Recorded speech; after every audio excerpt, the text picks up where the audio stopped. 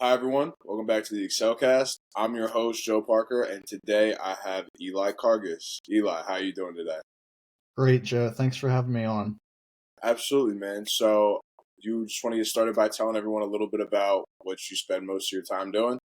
Yeah, so I am a bodybuilder. I picked that up I'd say officially about a year ago, but ever since COVID happened and my high school sports came to a halt, I got in the gym, and about a year ago was when I officially started following a meal plan.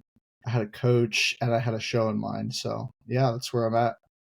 Okay. Yeah, so how did that first show work out for you? First show, oh man. First show was incredible. It was an incredible experience. The whole the days leading up to it, the night leading up to it.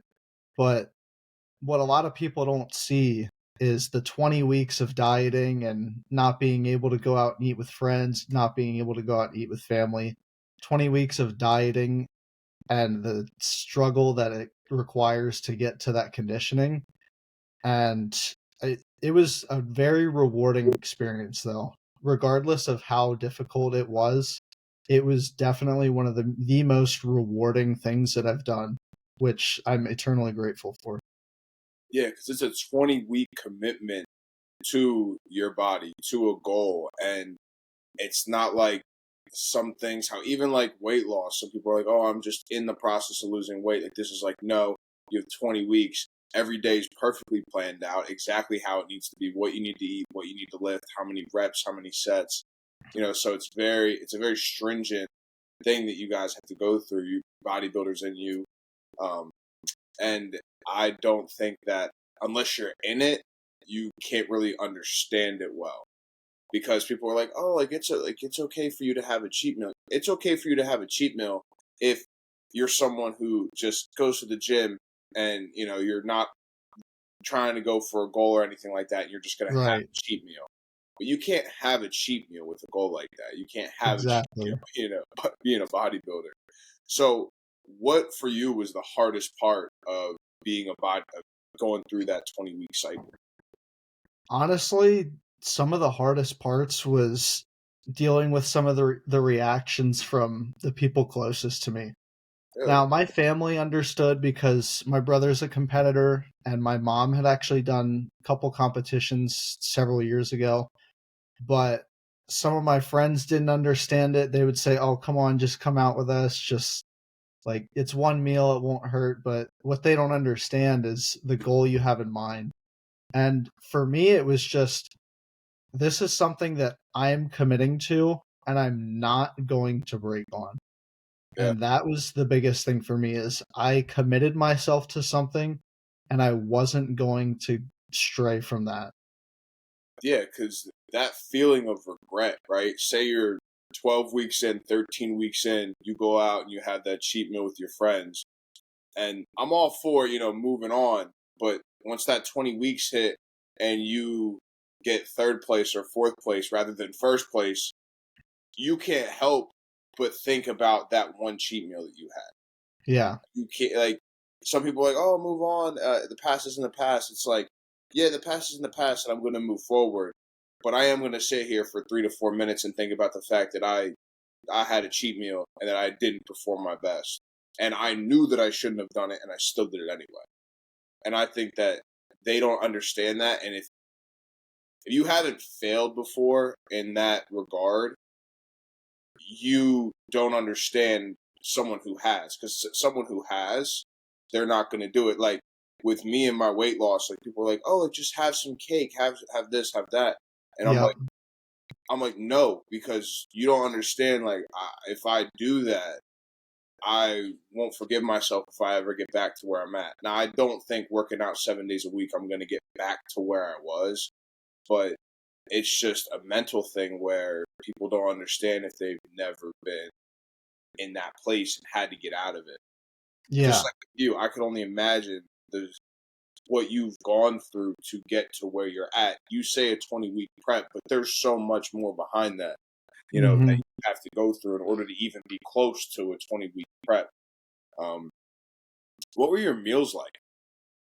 So the back end of my prep, I would say the last 8 weeks.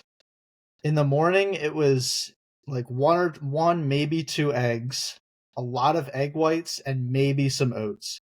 Okay. Next meal was like 100 to 70 grams of rice. And for people who don't like track food or anything, that's like half a fistful of rice. Like a, It's like nothing. it's like It a is like nothing. right. It's like What's that? the bags. It's like a quarter or a third of them. You know what I'm talking about? Like the 90-second bags or Yeah. whatever. It's like a quarter of that little bag. Yeah. So it's that, and then that was right before my workout. After my workout, it was chicken and rice again with asparagus. After that, beef and vegetables, no rice, no carbs. And then at night, it was an egg, maybe two eggs and egg whites, and that's it. So you even And that's finished what it off, was.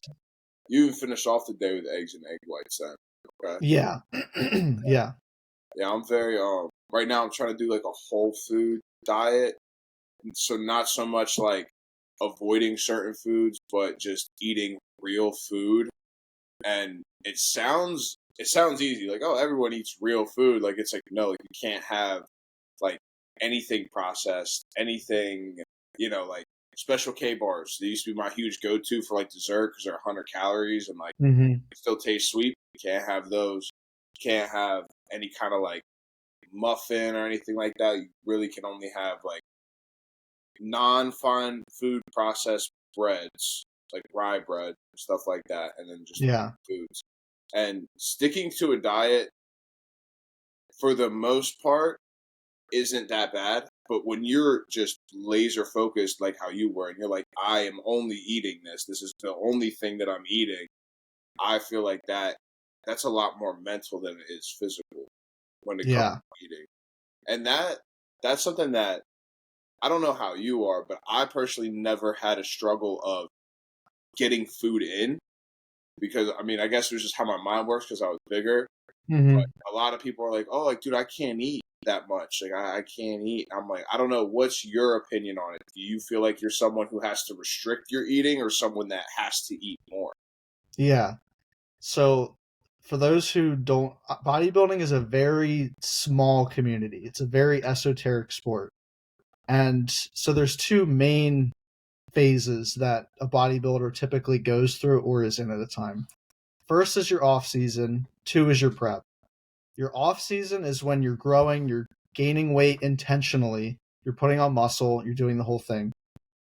The issue people have in the off season is they eat 4 to 5, some people even like 6,000 calories of clean food, which if you're eating clean food at that high amount of calories, that is a lot of volume, that is a lot of meals. So Yeah, for me right now, I'm in the thick of my off season. So I'm eating 5 meals a day, each around like 7, 800, 900 calories. So if I don't wake up at a decent time yeah, and start to get my meals in, I will be up until 11 or 12 finishing my food. just eating. Yeah. So that's the extreme in the off season, and then in the prep season when you're getting ready for the show, it's the complete opposite. You're starving, your energy is low, and all you're thinking about is your next meal, like, "Oh, when do I get to eat again?" Yeah, But yeah, both sides, I can see both points. It depends, like you said, where you come from, what your starting point is. I started like thinner, yeah, so for me, starting out, it was hard to get all that food in to grow and put on that size. But I still think that like the back end of prep is still harder than trying to get all the food in. yeah. I mean that to me, it just seems natural to me that that would be the case, right? Because that's just Hmm. how my mind works. I don't know if that's pretty much how your mind works as well. I because I could sit here and I could eat an entire steak for lunch, an entire steak for breakfast, lunch, and dinner, and that's Hmm. around what 4,500 to 5,000 calories, and that's just the steak that I'm eating, and I could do that no problem. So I feel like I don't know. I've thought about bodybuilding, but I don't know if that would be something that I would want to do, specifically because I have a lot of loose fat. underneath my skin, or not underneath Mm-hmm. my skin, as my skin. So I don't know if that would be something for me specifically. But what has been the most enriching part of being a bodybuilder?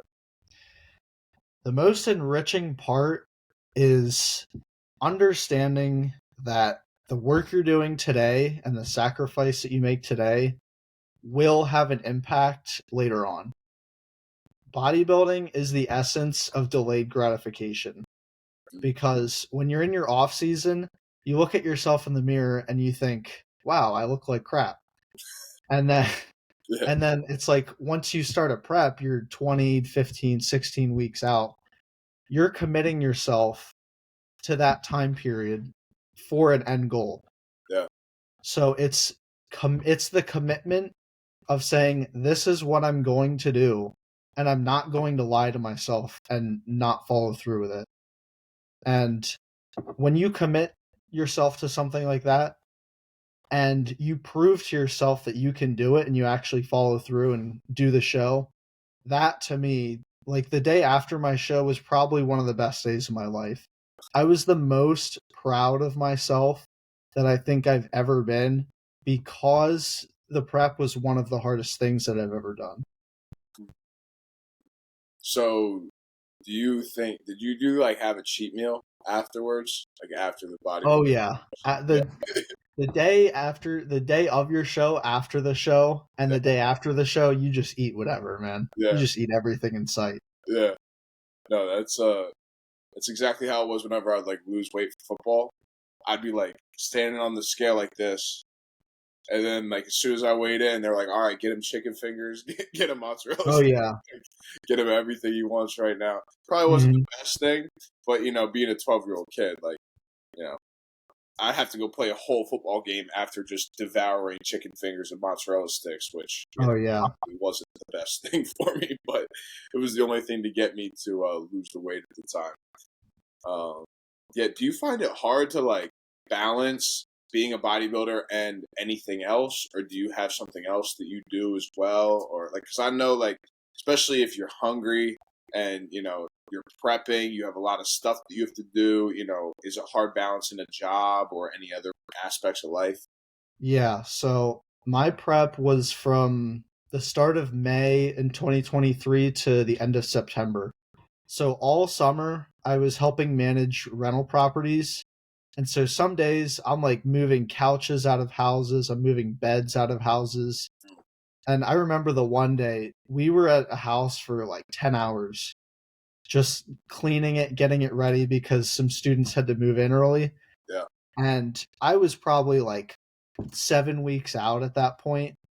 And after working 10 hours that day, I still had to go train. yeah, And man, that trying balancing that in the summer yeah, with getting all my meals in, taking 2 summer classes, and training was very difficult.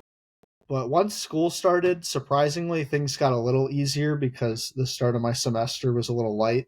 mm, It really worked out in my favor once school started up, because the last 5 weeks of my prep were the first 5 weeks of the semester.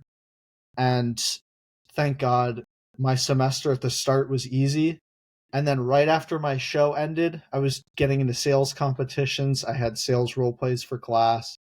And that's when my semester really started to pick up. So I would say the summer of, like, I would say the front end to like the middle end of my prep was the hardest, balancing work and training and school. But the end, thankfully, it got a little lighter and it was easier. yeah. No, that's nice. Nice that it worked out for you like that because I know that just adding anything like that's that stringent to a schedule is very hard. Um, I know that, good for you that it worked out that way, that it happened Yeah. like that. So you're in business, I assume. You said you had sales calls. So what's your major? My major is professional sales and marketing. Bloomsburg University is the only school in Pennsylvania that has that major. I was gonna That's part of say, why I chose to go there. yeah, I was gonna say it's a pretty specific major, and I personally have never heard of it. Hmm. So professional sales, do they do like, do you have scripts you have to read off of, or do they teach you how to counteract different, you know, pain points that people have? And if they have a pain point and they're like, you know what, no, like I don't want that, you have to kind of like show them why they have a pain point. That's one thing that I learned in sales. You have to show them, no, you actually do need this product because of X, Y, and Z. Yeah. So the class was structured around the entire sales process, right? Yeah, So from start to end, it just goes over how to build rapport with people, how to discover their needs, how to like figure out what their problem is, dive deeper into what their true motivations are and what their true issues are. And what I learned really is that the essence of sales is service to others. yeah, And that's part of why I got into it, because at the end of the day, if you're just pushing a product, nobody's going to buy it. But if you're serving others and you're fulfilling a need that they have, people love to buy, but they hate to be sold. So if you are going into sales, your goal is to serve your customer first. Your goal is not to serve yourself first. If you're serving yourself first, your customer sees right through that and they're not going to trust you. yeah. Almost like you have to have a trust just in life in general, right? That everything's going to work out for you. So Yeah. if you have that trust within yourself and within whatever you're doing, it'll come off that even if I don't get your sale, it's okay. And I think that that's exactly what you're saying though, is that like Yeah. you just try to do what's best for them.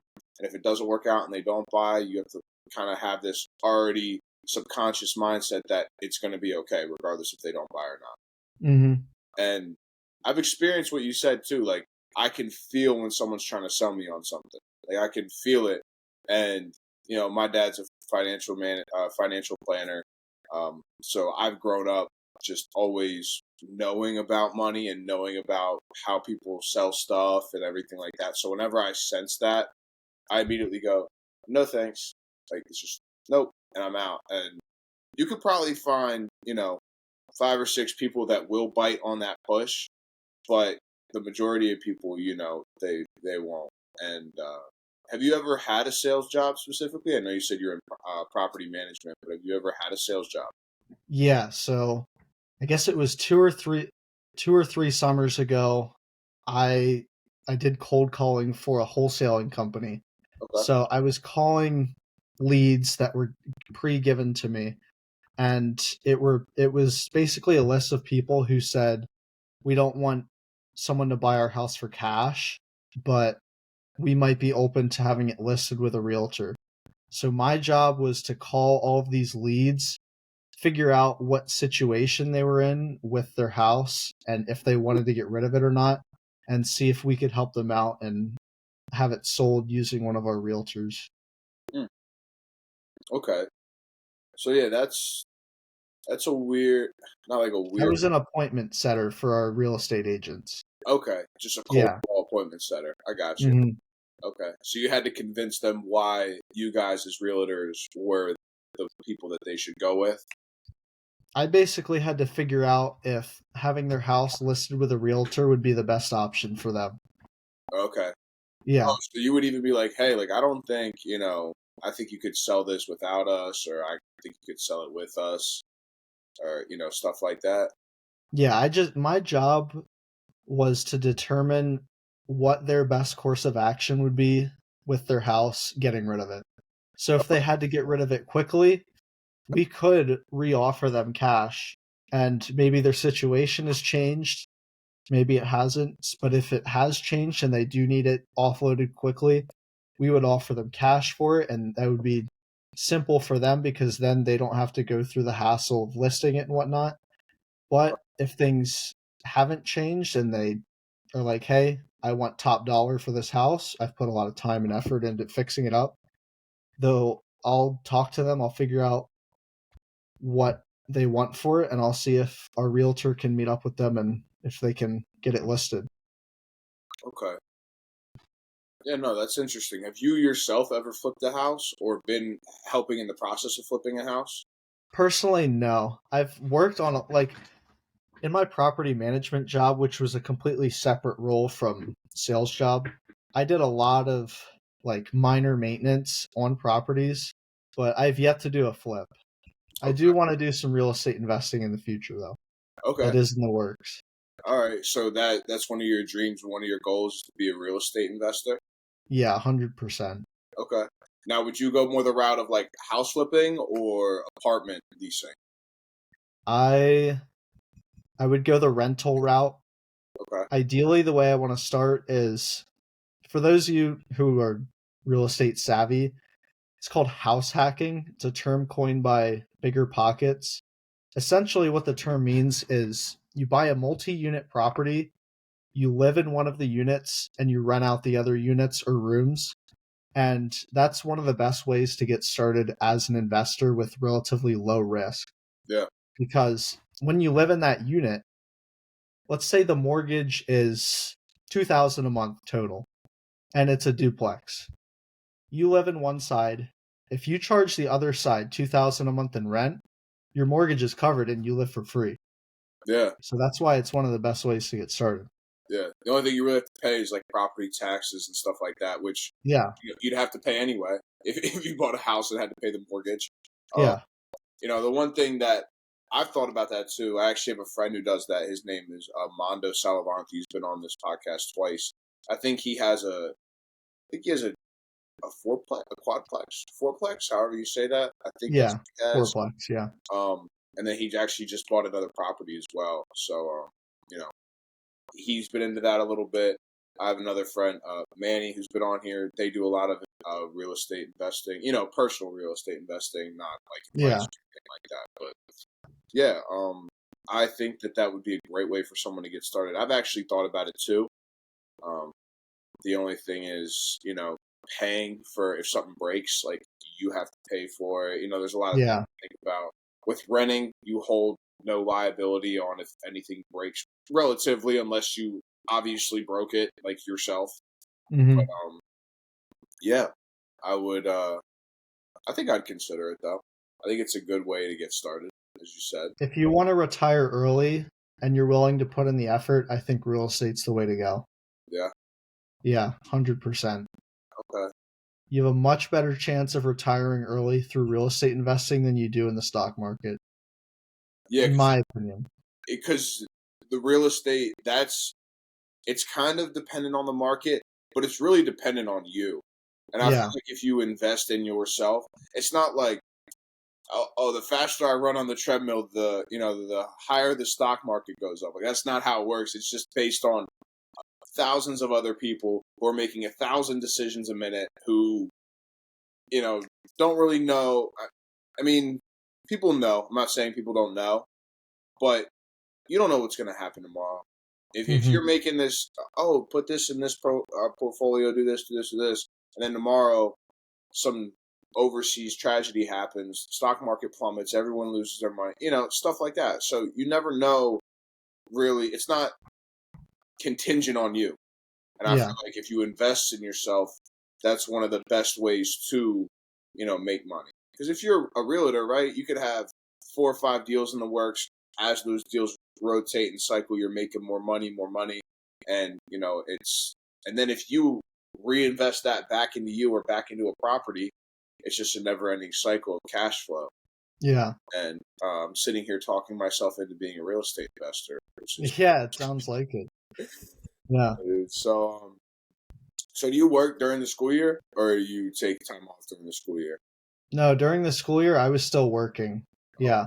okay. Yeah. So during my prep, even when school started, I was working 20, 25 hours a week and doing full time classes.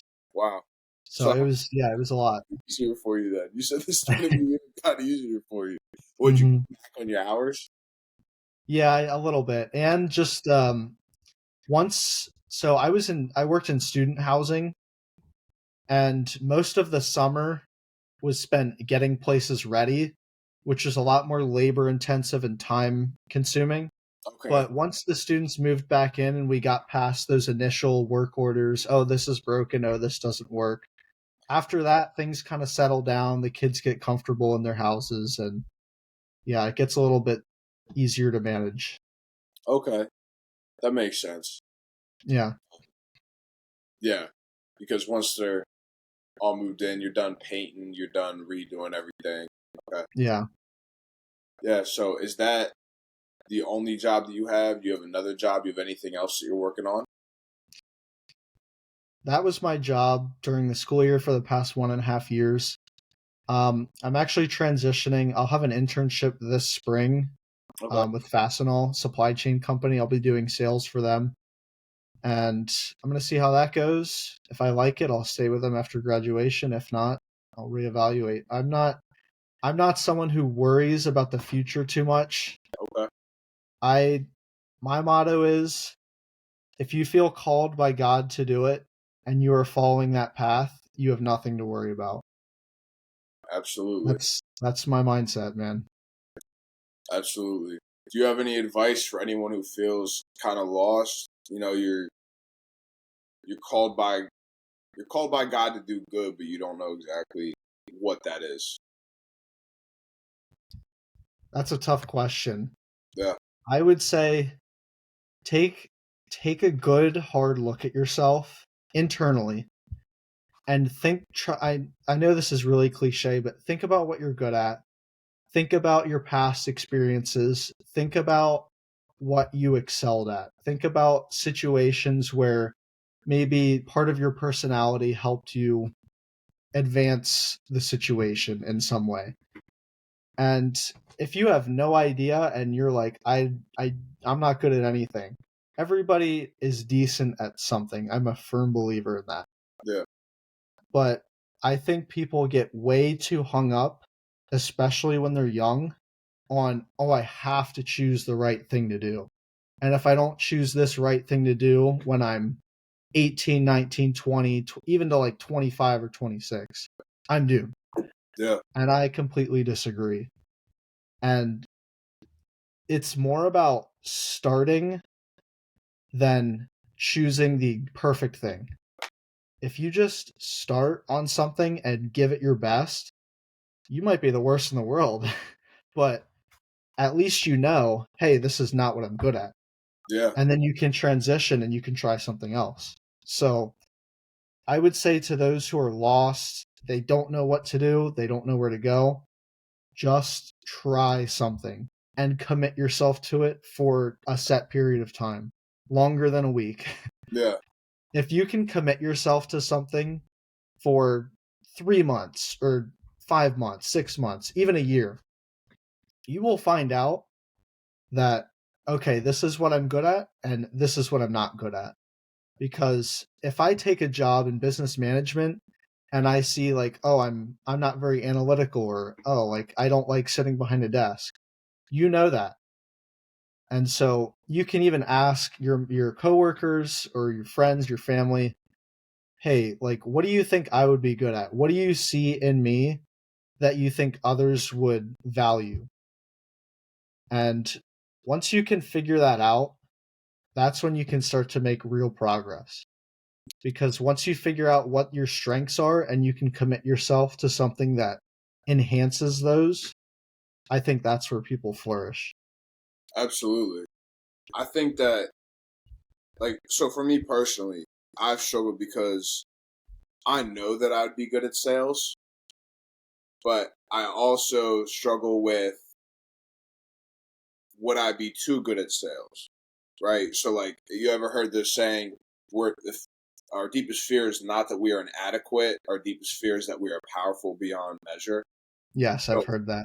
it's it's not that I don't think I could sell anything; it's that I think I could convince someone to buy something that they don't need, Yep, and I understand what you mean. then it's that constant fight between am I limiting my fullest potential of selling, right? Because I don't want to do wrong by someone.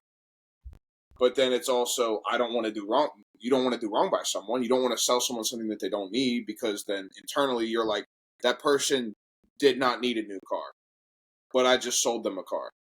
And then Yeah, also, right, how much, how do I value myself, right? Because I know if I have to sell this car, our actual price is 10 grand, right? my margin for commission is $5,000, right? So it's 15 grand for the car. My leeway is between 15 and 10, right? How do I sell someone a car for 14 grand for an hour of work? Right? Because did I really earn that? You know what I mean? Like there's certain things that you got to think about. And then you also got to think about, what if no one comes in and wants a car for the next 2-3 months? Then I'm out, because I also, I wanted only 1,000 for that deal rather than 4,000. And there's different things that, you know, I personally think about a lot, especially when it comes to sales. I remember I did Cutco. Have you heard of Cutco? Yeah, I've heard of that. Yeah, so I did that for a while, and I remember that I was sitting in one of my friend's parents' kitchen, and I was talking to his mom, and the script that we had to do was just like keep pressing, and I was like, I got on like my third or fourth ask, and I was like, yo, what am I doing? Like, I'm pressing my friend's mom into buying a Yeah. knife right now. Like, this isn't for me. And like, I know that like they say, sales are different because you're not always looking to go out and for like family and stuff and like pressing them to like buy stuff from you. That experience specifically, I think, kind of turned me off subconsciously from sales, because I didn't like that at all. And I'm a huge fan of, hey, if you come to me and you're like, hey, I want to buy some knives, I could sell you a knife set. Absolutely. Tell me what you need, and I got you. And I think that's where I would be comfortable selling something to someone. Is Yeah. you come to me and you need it. So then I can tell you what you need. Tell me your problems. I can give you a solution. And I don't Yeah. know. How do you feel about that kind of sales? I know you're a little bit different because real estate, like, you're not going to be like, hey, do you need a house, to someone? But like, Yeah. people are going to be coming to you. So I assume that's how you feel as well. But no, give me some of your insights. Like, how do you feel about that? Yeah. So business to consumer sales is vastly different from business to business sales. Yeah. What you're mentioning with Cutco, that's business to consumer. That's where people get the horrible reputation with sales reps. Yep. Because especially with something like Cutco, from what I'm hearing, it sounds like it's you're just pushing the product. You're okay, you want to buy this? All right, so when are we going to wrap this up? Yeah. But the true art of sales is asking great questions to figure out what your prospect actually wants and needs.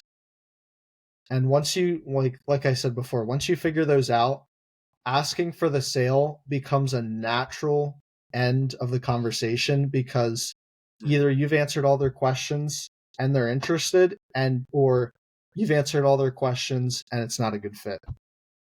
And with business to business sales, there's a heavy emphasis on building a relationship and having mutual trust and constant buying and selling between companies. But business to consumer can be very transactional because there isn't as much of a relationship required. But that, I would say, that's the main difference, is that business to business relies more on relationship and trust, and hey, I'll scratch your back if you scratch mine. And business to consumer, it gets fishy because some of those quotas can be pretty demanding, Yeah. and some sales managers like to push, push, push, and sometimes it just doesn't end well. But yeah, that's what I have on that. Yeah. And it's easy for a sales manager, especially with that specific circumstance, to push, push, push, because they could just turn over high schoolers and just get whatever they can from their friends and family and turn them over, friends and family, turn them over. And then they're making money because whenever you make a sale, they make a cut of your sale. And, Yep. I, at the time, didn't really notice what was going on. But I'm glad I only did it for like, I think 2 or 3 weeks or something like that. So I got out of it pretty quick.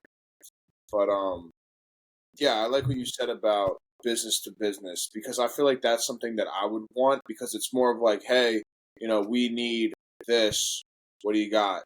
So I think like what I described earlier would be something that I would want to do more of, rather than business to consumer. You're convincing an individual that they need something and why they need something. And, I'm also a big believer that you don't really need anything. Like that's one of my like core values. Like if something gets taken away from me, I'll find a way to live without it. Yeah. It's just something that I've adopted a little bit. So for me to push something, no, you need this product, like it's kind of against what I believe in myself and in my life. So I think it would definitely come off not well at all. So Eli, it's been great having you on the podcast. You got my mind flowing this morning for sure. Yeah, I appreciate you having me on. Yeah, It was good to talk absolutely. about a lot of these things. Yeah. Do you have any final words or any final things that you want to share? Yeah, a couple things. Okay. The one thing, tying bodybuilding, tying sales, tying real estate, those three things are some of my main interests right now. Yeah. But they all revolve around investing in yourself. Yep. Right? The best investment you can make, especially when you're young, is not in the stock market. It's not even in a rental property. It's in yourself. If you can invest in yourself and you can build up your skill set, you will never have trouble finding a job, being of service to people, because you are using your God-given talents and abilities to serve others. And when you can do that, everything else falls into place. That's awesome, man. I love that. Yeah. Yeah, well, thank you for sharing that. Thank you for coming on the show. And do you have like a bodybuilding page or anything you want to drop? You could drop your Instagram. Sure. If you want to follow my off season right now, my bodybuilding career, my Instagram is Cargas, CARGO.CARGAS. That's where I post all my bodybuilding, and half of it's like memes, half of it is me training, half of it is diet. There It's you all go. fun. That's awesome. Yeah. One more quick question: when you're in season, do you actually train at Crunch still, or do you have a separate gym that you go to? It just depends where I'm living. If I'm up at school, I just train there at the university gym. If I'm at home, I'm at Crunch. Okay. All right. Yeah. I was just curious on that. I didn't know if like when you went into season, your like coach was like, "Hey, now it's time to go to this gym. We need these things, stuff." But yeah, no, that's interesting. All right, well, man, thank you so much for coming on the show. I appreciate having you coming on and having the ability to have you on the show. Thank you for sharing all of your, insights on sales, real estate, bodybuilding. I know my audience will definitely appreciate it a lot. Thank you guys for listening. Follow us on Instagram at excelcast_. Follow us on TikTok at excelcast. Follow us on Spotify and YouTube at excelcast. And as always, stay blessed and excel. Thanks, Joe. Excelcast.